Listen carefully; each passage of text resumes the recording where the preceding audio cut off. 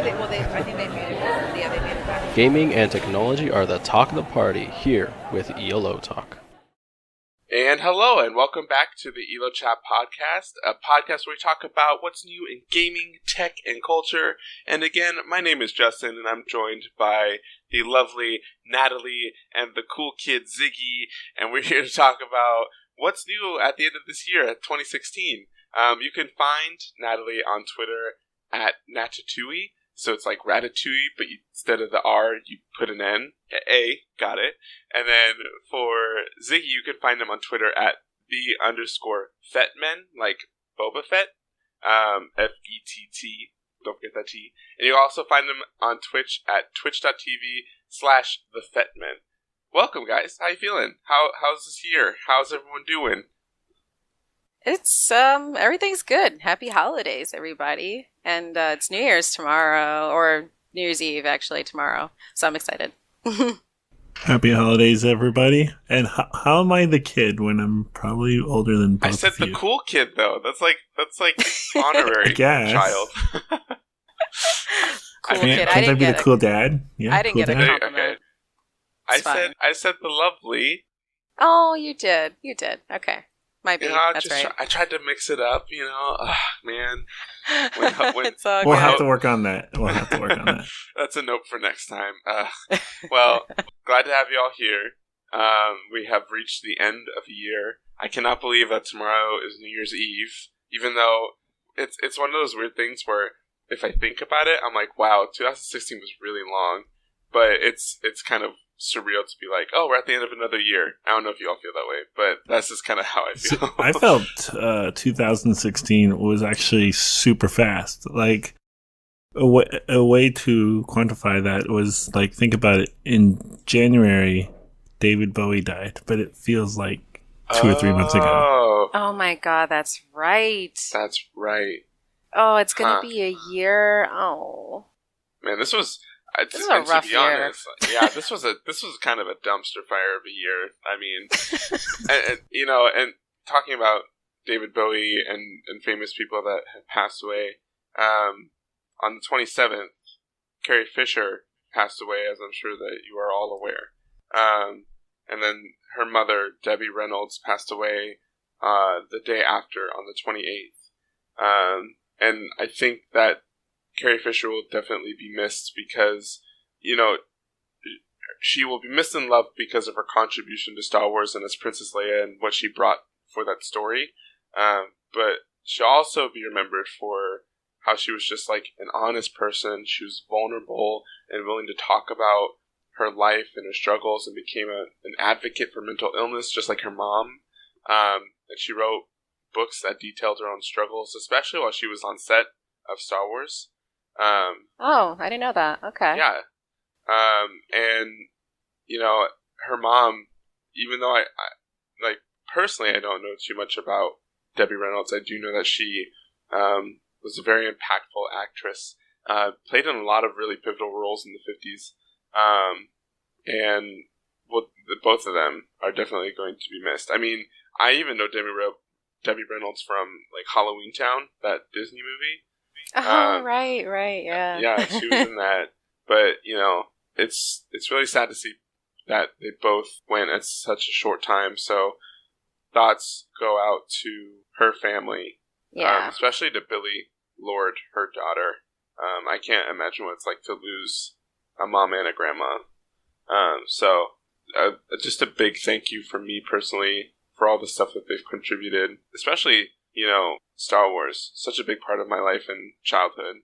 I don't know if you all had anything you wanted to add.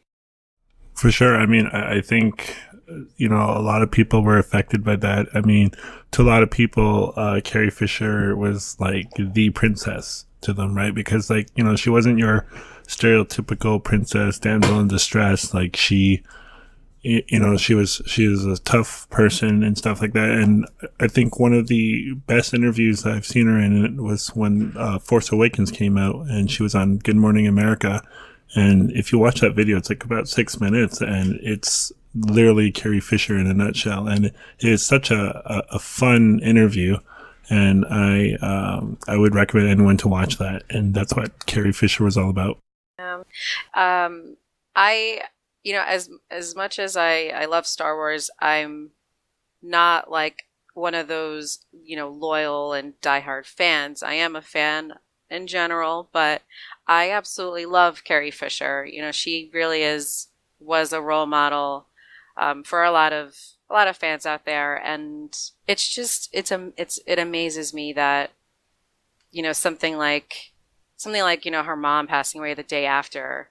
Like I read an article that was saying, the headline was like, can you die from a broken heart? And I really think that has something to do with it. The connection was so strong, and it's just it's so tough, and it's hard to to reflect on that, but hold and hug and kiss your family, and you never know, could be their last moment. But little depressing, but I loved Carrie Fisher, and I love what she does and what she used to do, and she's hilarious also. Yeah. She's so awesome in front of the camera, and she really knows how to handle an interview and knows how to handle press, and she had no restrictions, which is what I personally loved about her. Yeah. So rest in peace. I think it was really neat too that in a lot of places, like even at movie theaters and stuff like that, they did some vigils for her. Even in the Star Wars: The Old Republic MMO, a lot of people gathered together and like bowed down and stuff like that. So that was really, really cool. Yeah. And stuff like that. And of course, she'll be greatly missed, of course. Yeah, and Hearts out. it's hard too, because this is like, we've had so many famous people pass on this year, and this is, I feel kind of weird because this is like the first one that's like I really get affected by it, because like I said, Star Wars is such a big part of like family to me. So it's like this is the first big like famous person lost, and it's really weird because it's like I never knew this person, I never like met them or anything, but it just goes to show that when people do their craft well and really understand their responsibility and their impact that they have as a famous person, it can leave really positive impacts to lots of people, millions of people. For sure. I think my favorite quote that came from her from that Good Morning America was like, she did that role when she was really, really young, and she's basically been Princess Leia for 40 years, and that she never left that role. And I thought that was a really cool statement to hear from her, for sure. Wow. Yeah. Well, That's amazing. like I said, thoughts go out to her family, and I'm sure that there's really great pieces about Carrie Fisher and her mother, Debbie Reynolds, online. That there's been some really great perspectives, like personal perspective stories and interactions coming out, and they've been really, really, really great to read. So, again, just a big thank you to both of them for their contributions to just movies and media and all sorts of wonderful things that they did. Yes. Yeah, applause. I'm doing a silent clap over here, Yeah. Justin. Yeah. Nice summary. Yeah. All right. So, and kind of looking back just on the year two, we talk like I said in our intro, we talk about gaming, tech, and culture, and I want to talk about, because Carrie Fisher's kind of like the culture part, and just kind of a reflection of what culture kind of looked like this year was just kind of like a shit show,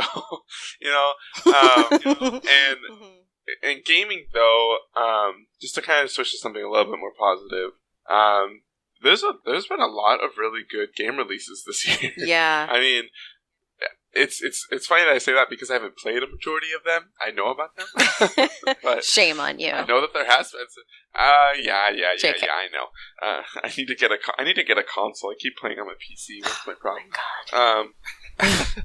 But I didn't know if there was any games that you all saw with the release of like 2016. I didn't know if there's any games that you guys played that were new that you really enjoyed that really stuck out to you this year, and if you wanted to like talk about your own personal list for a year in review for 2016.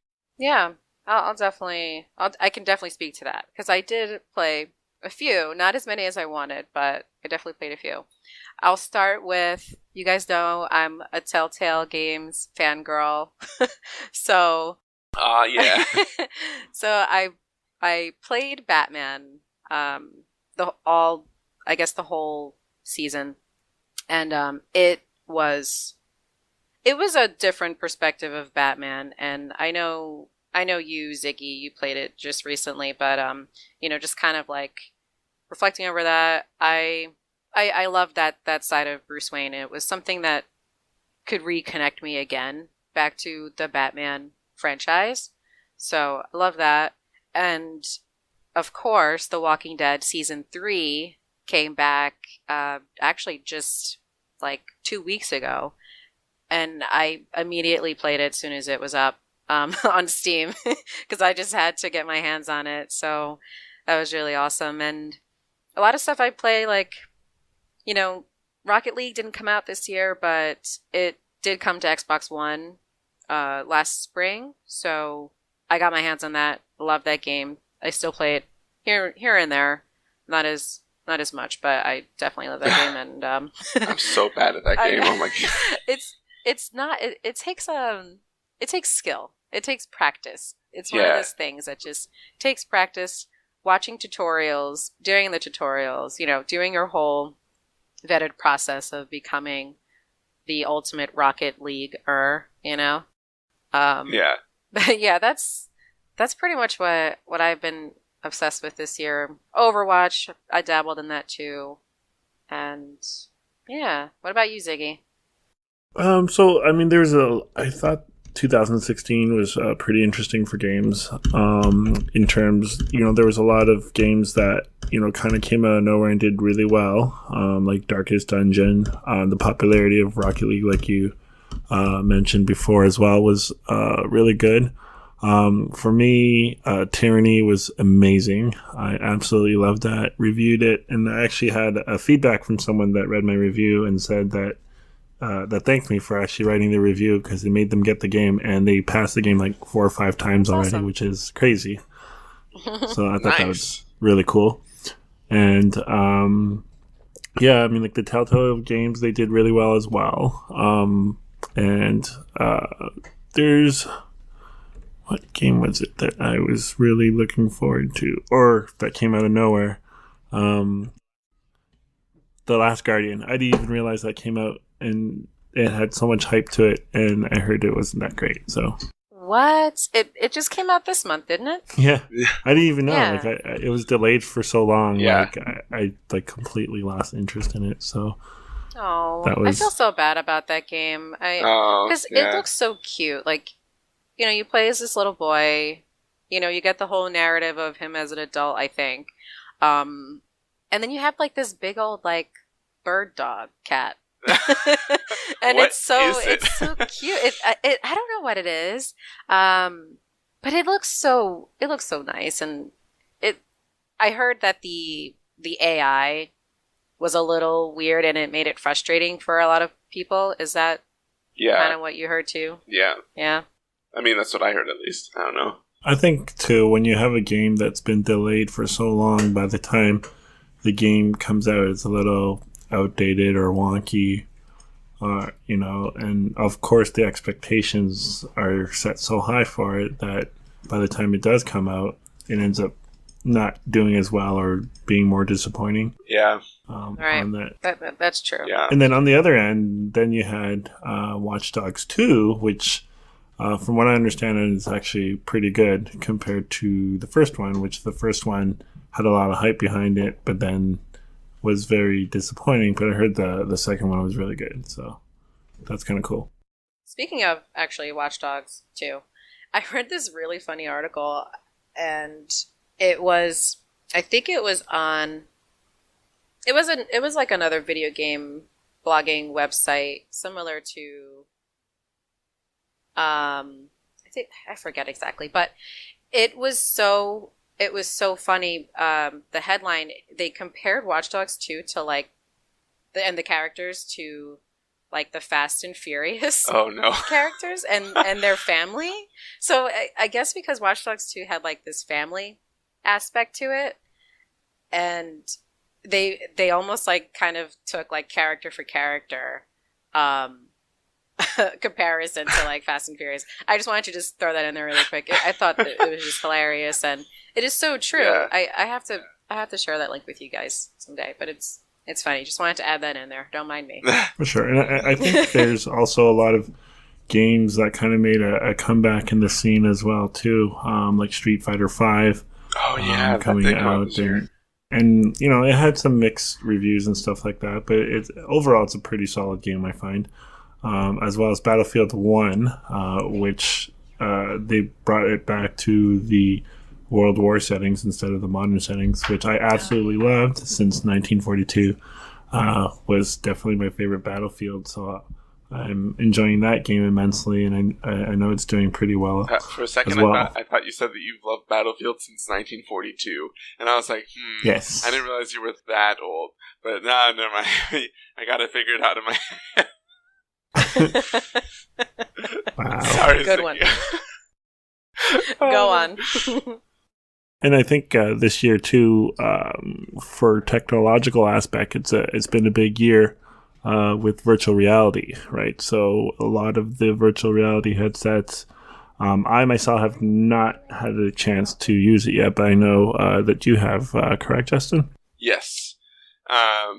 So actually, before I get to VR, some of the games that I was a part of and playing this year, Ziggy mentioned Darkest Dungeon. Definitely a really good game. I was kind of surprised by it, but I think it gives a really good analysis into what it looks like to control characters, and it gives you a question of morality versus like winning the game. So I think it's really interesting how that kind of balances it in its own narrative. Fire Emblem Fates was a big one for me. Super Hot, really good game. Really interesting, like mechanics and combat controls. I really enjoyed it. They also released it for VR, which I'm going to try very soon, so I'm excited for that. Dark Souls 3 came out, which is again just a huge game. Dark Souls has a huge franchise. We all know about it. We all need to get good at it. We're all bad at the game. I know this. It's so hard. Like everyone, it's so hard. Everyone I else beat is the good first at the game. boss. Does that count? Oh my god. I honestly think that the first boss for Dark Souls 3 is probably one of the more interesting ways to introduce players to the tough mechanics of a game that I've seen in a while. I like it. I think it's hilarious. That's interesting. Yeah, it's a gate. It's definitely a gate, but I think it's really interesting how they do that. But going on, I also played Bravely Second and Lair.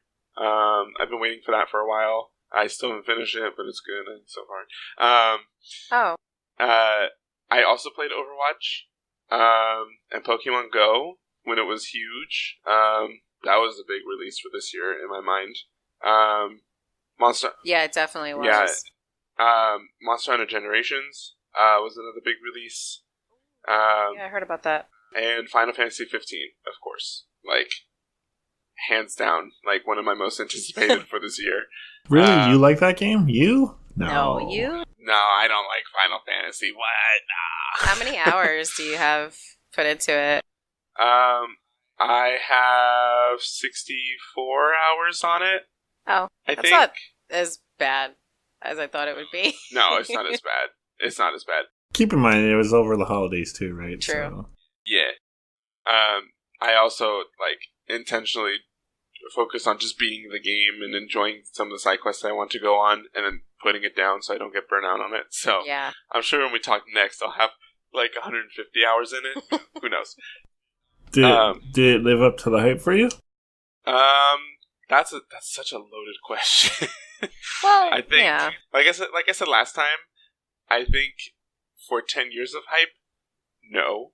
But I think for the development cycle, when it started as Final Fantasy 15, which is about 3-4 years ago, I think yes. Yeah. I think, like I said in our last podcast, I think the game was trying to do something really big, and it just couldn't quite get there. And it's so hard to get there because you have 10 years, just like Last Guardian. Yeah. You have 10 years of hype. How the heck do you quantify 10 years of hype? You can't, and it's impossible. So I'm kind of worried about Kingdom Hearts 3. Oh, I think it'll do fine, but Kingdom Hearts. that's another one of those games. Yeah. Oh, Kingdom Hearts. It's So, do you think that announcing a game that early is a bad thing now? Well, but at the same time, is it completely the developer's fault? Like, if they truly think that they can get the game done and ready in a reasonable amount of time, I mean, they can't always see, like, the complications, the shift in console, like, markets, or, like, if it's the death of one console to another. Like, Final Fantasy XII came out at the end of the PS2 life cycle, and I'm wondering if they had been doing modern practices like today, would they have waited till the PS3? You know, right. it's things like that. It's a constant market balance, and it's such a complicated process. I don't know. Yeah, I find that interesting too, because then you would think, if the game's if it's been in development for that long, and taking into consideration the the amount of time and like all the consoles that come out in between that 10-year span, wouldn't it just make sense for a developer to, let's say, develop the game in its current state, generation of console, whatever it may be, and then potentially do like a remaster, to bring the game to the current consoles that are out now? Because there's a lot of games that are being rebooted, like Crash Bandicoot's coming back, and it was pretty much like a whole, like, they won't call it a remake, but they're gonna call it a remaster, so that's kind of I don't know, that raises a question for me, like, why don't developers just kind of let the game sit for a little bit? But it seems like they're still developing throughout the entire time, and then they don't anticipate performance and graphic stuff until like day one. Then they release a patch for, just to see how it performs with players and stuff like that. So what do you guys think about that idea? Is that even a thing to think about?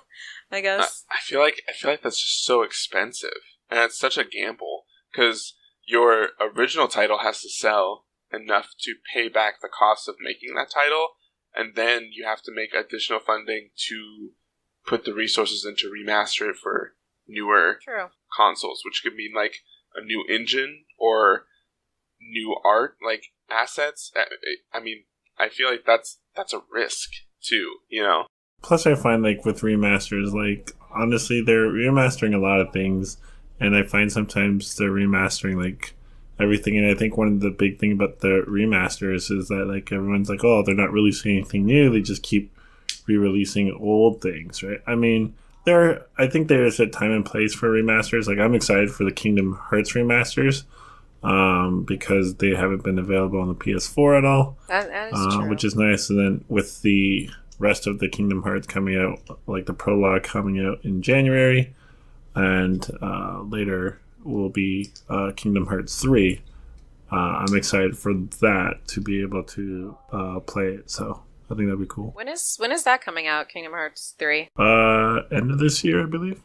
End of 2016? 17. Sorry. 17. I'm already in the future, guys. That's a great question. When is Kingdom Hearts 3 coming out? Who knows? Oh boy. I don't think there's not an official release date. I don't think so. No, they haven't said anything. I think they just said late 2017. Yeah. There's I don't think there's a release date for it yet. They just have prologue coming out at the end of January. Oh. And in March is the remasters. Right. Oh, nice. That's going to be cool. That's going to be big, actually, I think. I kind of wish that the remasters came out before the prologue, though. Yeah, that would make sense. That would be actually. Nice. Actually, speaking of this upcoming year, are there any games or titles or things that are happening in 2017? And then, do we want to talk about 2017 or do we want to talk about VR? Because VR is kind of a huge thing, and I don't want to ignore it because it's definitely big. Yeah, we should talk about it. I'll start it because I'm so mixed. I think I'm just scared of the future. I think that's what I'm going to chalk it up to. I think it's so cool, VR, but like, just think, like 15 years ago, we were talking about, will VR be possible? And here we are. Like, it's here. This is the future. And I don't know, that might be like a very elementary way to look at it, but I don't know. It looks awesome, and some of the games that are going to be like ported for VR, they look pretty cool, especially like some of the horror games. I don't want to play those though. No, thank you. So. Absolutely not. No. I get way too immersed in first-person perspective games already. Yes. Like, I don't... Like, a developer is going to purposely put jump scares in a VR game to make you just, like, pee your pants. I don't need to do that on public display in my living room. Like, no thank you. Right. Seriously. Oh my god. I did, as Ziggy say it, like, led to earlier, and I just completely forgot about it, but I did go to PAX Prime. Well, it's not Prime anymore. It's PAX West this year. And there's a lot of VR stuff going on. And getting into those was actually really difficult. Resident Evil had their VR demo going on that had a line cap. And that line was for just in case someone didn't show up for the reservation. You had to make a reservation, like early in the morning to get into their booth. And if you missed your time, someone in that line got to go. So that line was kind of just like a, maybe you'll get in. And it was full the whole day. Oh my god, wow. It's crazy. I can imagine. Yeah, but I did get into PlayStation Experience, and that was really neat. Cool. I have played VR games. I got to try like a Star Wars demo, which was really fun. I can't remember for the life of me what the title of the game was that I tried at PlayStation Experience, but yeah, VR. Wasn't that the it was X-Wing, right? It was probably the Battlefront DLC. It was you're Luke, I think, or something. No, you're not Luke. You're just a dude with a lightsaber, because he kind of like refers. You're under the Millennium Falcon, and you're trying to defend it from stormtroopers as it's trying to take off. So wow. It's just kind of like I think it was a techish demo, but it's so cool because you're looking around and it's like you're there. So I can understand why people get ridiculous motion sickness from it, because it's really disorienting to see the whole, like, you can't even see your feet. Like, you look down and it's really weird, and like it's cool, but it's weird. So I'm really excited to try, like I was mentioning earlier, Super Hot for VR, because it's like a FPS shooter that's like phenomenal. So yeah, as Natalie said, the future's here, and it's kind of ridiculous. It's kind of crazy, like all the stuff that we can do with gaming now. And we talk about immersion, and we talk about being engrossed in the action of a game. And when you're actually in the game, like, you feel like you're actually in it because your senses are cut off, because your eyes are completely covered and you have sound canceling headphones on. Like, whoa, that's a lot. God, I don't know. It seems so scary. See, it's funny because, like, I'm kind of like Natalie, where I'm on the fence about it, and then there's like a few things that come out where it's like, oh my god, that seems so cool. Like the Batman VR. Like, who the hell does not want to be Batman? Right. And then every time I see the for the Star Wars DLC for Rogue One, and like you're in the X-Wing, and I was like, oh my god, that'd be so cool. So like, I see potential there. I just want to see how the executions are, and I think for me the hardest thing is the price point of it. It's a really they're pretty pricey. It's as much as a console essentially, right? So it's kind of its own thing. Yeah, and the setup is difficult too, because there's wires everywhere, and you have to set up a really clear space that's like pretty big, because you have to move around a little bit. So I think it's still, of course, like working out the finer details of how can we make this a little easier, a little bit more accessible, and cheaper. But have you guys been able to try any sort of VR anything yet? Because if not, I say you should try. I haven't had the resources or anything to actually try it yet. I haven't gone anywhere that has had it. But it's definitely something I would like to try just for the technological aspect of it. I mean, I think it's one of those things, because I mean, it's not like they haven't had like a VR-ish type of stuff before. Like I remember back in the day when people would go into like going to the science center and stuff like that, and people had VR and they had like very primitive gaming. I mean, I think this year was a big stride for it. It's just like 3Ds in movies. It's not like they didn't have 3D movies before, but only over the last couple of years did it really like, get big, and now it's like everywhere. Right. Yeah. Right. Yeah. The closest I've gotten to VR is just watching YouTube videos of people. Oh no. Like, yeah. I mean, the ones that I'm looking at, and like, I don't know, I'm drawn to them. They're the horror ones. So I don't know if you guys have heard about the Paranormal Activity VR. Oh no. Oh no. That sounds creepy as shit, though. That sounds Oh like my an God. absolute pass. It's a heart attack. It's just constant heart attack. And I think I really should have looked into this before, but I think it's one of those games that kind of like I think you tailor it to what you're scared of, and then it generates the scares or something. Yeah, Oh my see God. that's one of those things No, where I say, "Fuck this shit, I'm out."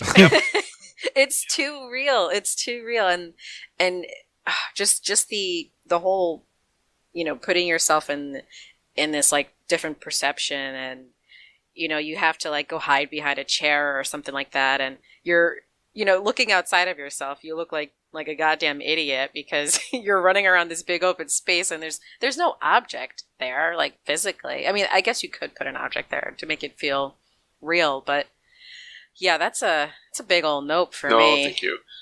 Especially because the goggles cut off so much of your vision, and because usually you have to wear headphones because they don't have any sort of sound output. Like, you're already too immersed. Right. Yeah. People who play horror VR games, like, hats off to you because you're crazy. Yes. Well, even just playing Outlast on PS4, I can deal with it because, like, usually in games you're able to defend yourself and things like that. But games like Outlast, where you can't defend yourself and you feel so powerless, and then to do that in VR, I'm like, nope, not happening. Yeah, no. Exactly. Outlast is just another like anxiety attack. It's one thing after another. And yeah, you're right, Ziggy. You don't have anything to really defend yourself with. There's no guns. There's no pipes or bats. You're literally just hiding, breathing heavily, and trying not to die. So it's, I don't know. I couldn't get through the first 5 minutes. Yeah. Oh, no, thank you. No, thank you. But VR is... It's going to change things, of course, and it already is. See, I would love to see one of our streamers, Aona. She plays a lot of horror games, and that would be interesting to see her, because there are times where she freaks out, and it's funny. There's actually one time where she actually flipped her plate of pizza up in the air, and it's pretty awesome. Oh my God, really? No. Oh, Pizza geez. flips. That's... No, thank you. Rip the pizza. Yeah. R.I.P. pizza. Oh no. Yeah, so I'm interested to see where VR goes. I think it definitely has some potential. I feel like it's kind of like the motion sensor craze that happened when the Wii was released. So it comes out, it's pretty clunky. It's not super refined, but it's really interesting and innovative. And then now we have things like VR that utilize motion controls to a pretty good degree. And it's just getting more and more advanced and technical as it goes on, which is so cool. But, I'm just going to leave that paranormal VR game, I'm going to leave that in the box where it needs to stay for the remainder of my life. So, no thank you. So, and speaking of, actually, I'm excited to see where VR goes in 2017. I'm excited to see where games go in 2017, because there's some pretty good titles that are coming out. I mean, a couple of the biggest ones, Persona, Kingdom Hearts, like those are big series. As you can kind of tell, I kind of stick with JRPGs and Nintendo. That's kind of my thing. Yeah. So if you ever get tired of me talking about JRPGs, you gotta get used to it. Sorry. Yeah, that's how it goes. There's also the return of Toe Jam and Earl, which is like a Sega Genesis game. Oh my gosh! Wow, Sega Genesis. Just that. I didn't even hear the title of the game, but just Sega Genesis. I blacked out when you said the title, but wow, yeah. Genesis. Toe Jam and Earl, you guys probably don't know the game, I assume, but it was a pretty good game. I know the game. There's also Parappa the Rapper remastered. Dude, yes. So oh my that's god, gonna yes. be great. I hope that they keep this kind of. I hope they kind of keep the same aesthetic. They just kind of HD it, because I really liked Parappa's like art look. I don't know. I enjoyed it. And actually, the biggest thing for me next year, the Switch. Oh yes. Well, Zelda is gonna come out on the Switch, which looks fantastic. Oh man, I don't know how you guys feel about the Switch, but I'm excited to hopefully see Nintendo kind of redeem themselves after the really abysmal launch of the Wii U. I love Nintendo. I will always love Nintendo. I think that they have some really great business practices. They definitely have shortcomings, and I'm totally willing to admit that. But as a company, I really enjoy their franchises, and I really like their attention to play. So I'm really excited to see them bring a modern console to the table, and be a competitor, hopefully, when it comes to consuming.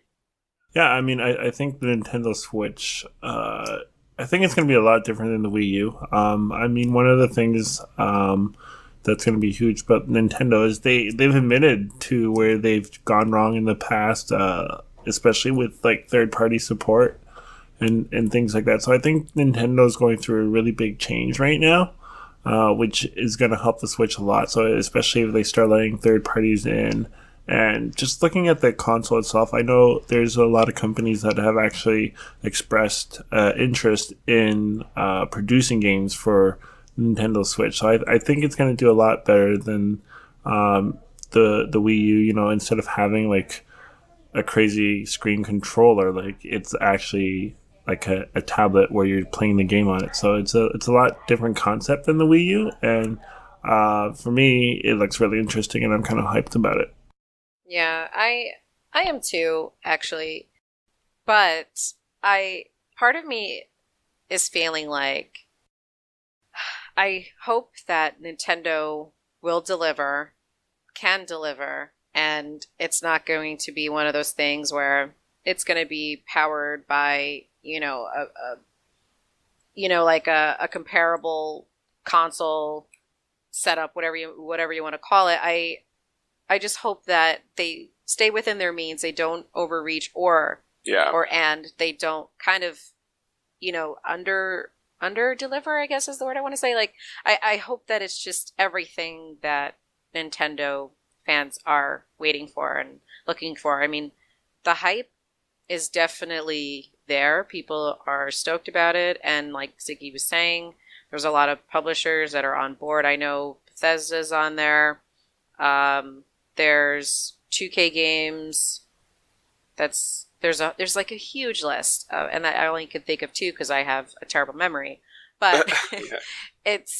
I'm looking forward to it. I am, like, I honestly am. Did they ever release a price point for it yet? No, the console reveal is going to be in January. Oh right. So so it's coming up.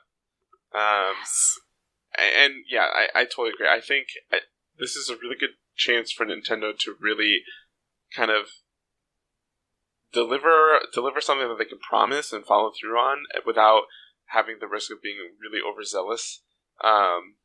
Because it's so easy to overpromise things in an unrealistic way and then have the product completely fail, kind of like how I feel the Wii U did.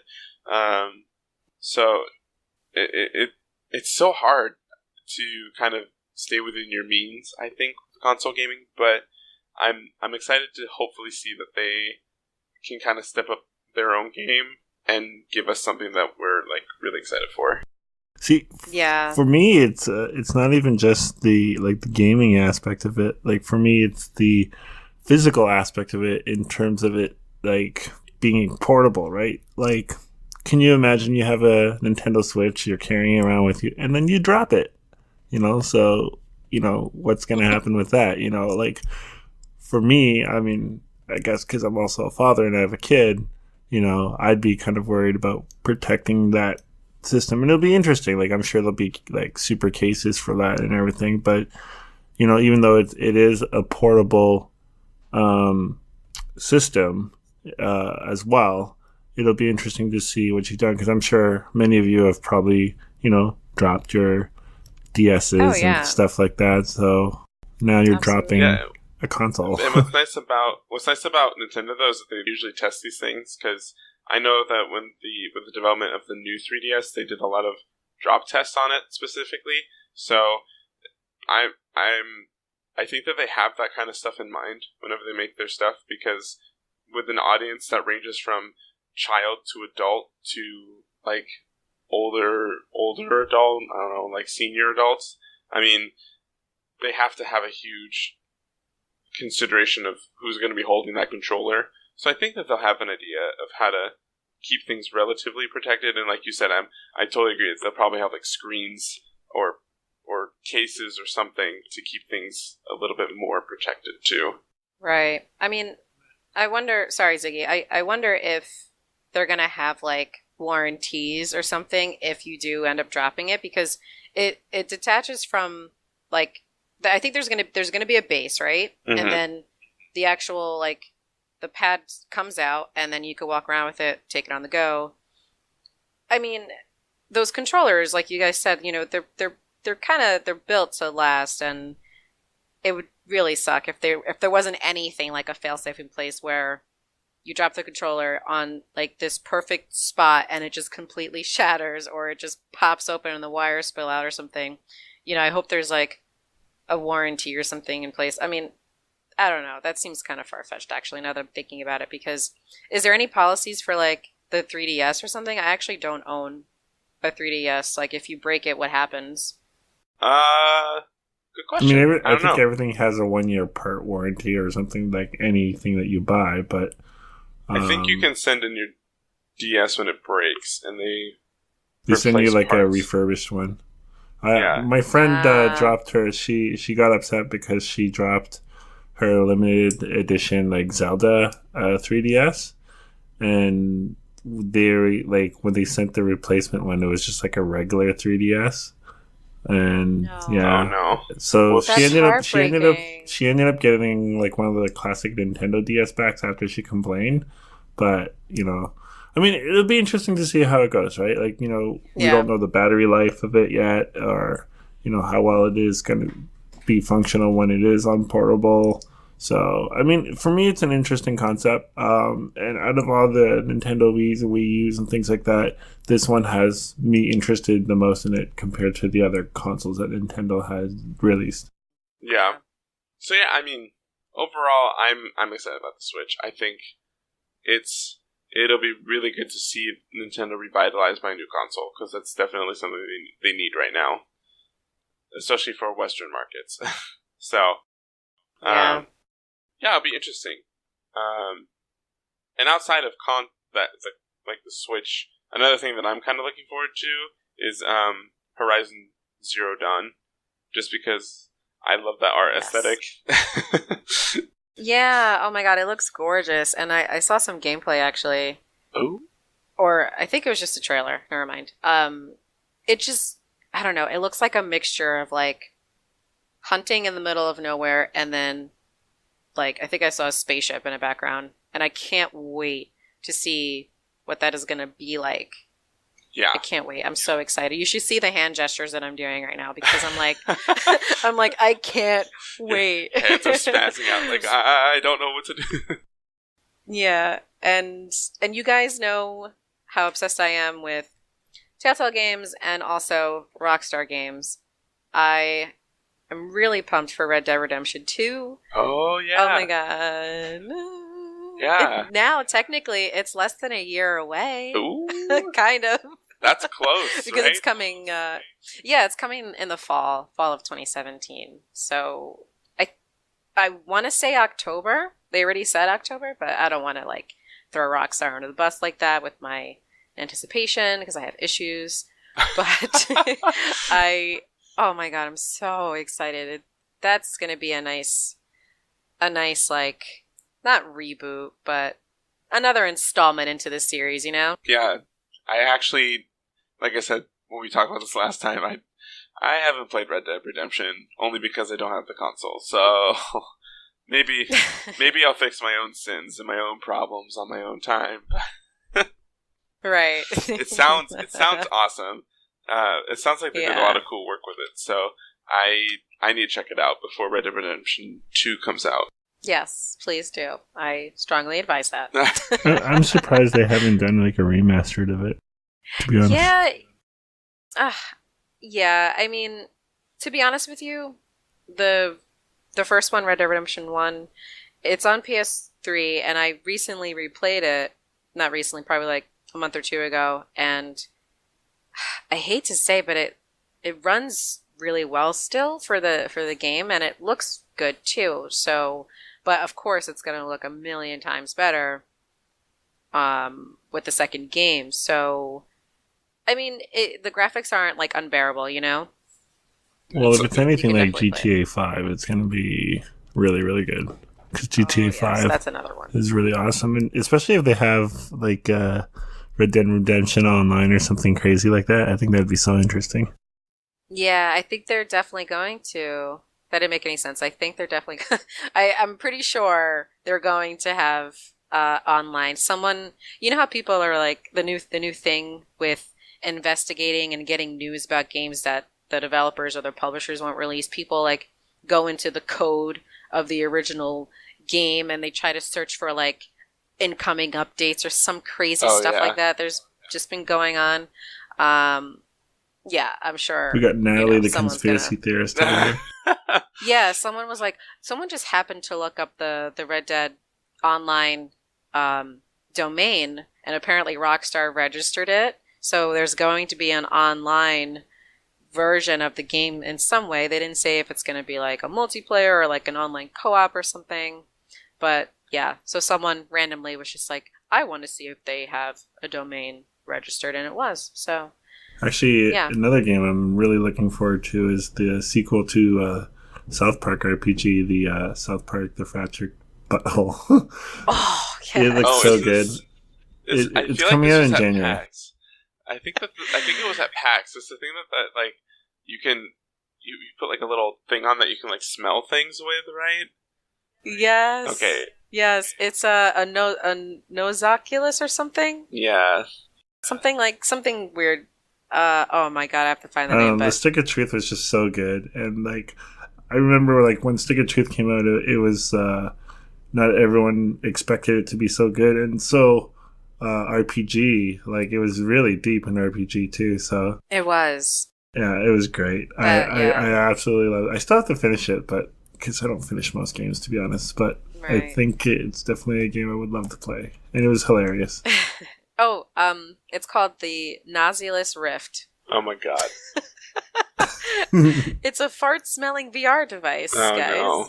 Oh no. This is where we're at. Oh no. This is the way of the future. This is the way of the future. Well, because you'll have I don't know if you played the first one, Justin. No. Stick of Truth, but there was a few abilities where you would just rip a fart. Justin, it's like $10 on Steam right now on the holiday sale. Go get it. Dude, seriously. Just go get it. If you love role-playing games, you will absolutely love this game. It's funny, too. It's the usual South Park humor. You know, obnoxious, sick, and just an all-around good time. Oh, good. Justin, you better be clicking buy right now. Oh, it's actually right it's actually $7.49 right now. Sorry, I'm Canadian, so it's $10 for me. Right. My bad. I'm serious, Justin. You will play. If you buy it right now and you'll play it, you won't stop. It's so good. But I have other things I gotta play too, man. Dude, I'm just gonna at least get it now so you can play it. Like honestly, dude, it's if you say that you're an RPG lover as you say you are, You will not regret this purchase. What about people that don't know much about South Park? Doesn't matter. Okay. Yeah, you kind of don't have to know. You just have to know that the humor is ridiculous. Don't be offended. And I think they actually have like a warning at the beginning of the game that's like, if you're easily offended, this isn't the game for you, because it's really, oh man, it's so over the top, but it's so good in every way. I love it. So okay, yes. I will say it like this: this game, even if you don't know South Park, you will like this game so much that it will actually get you interested into South Park. True. Huh. Easily. I have to agree with that. Actually, I do. I will speak the truth to that. Boom. You mean you'll speak like a stick of truth? Like, oh god. I was trying to like. Wow.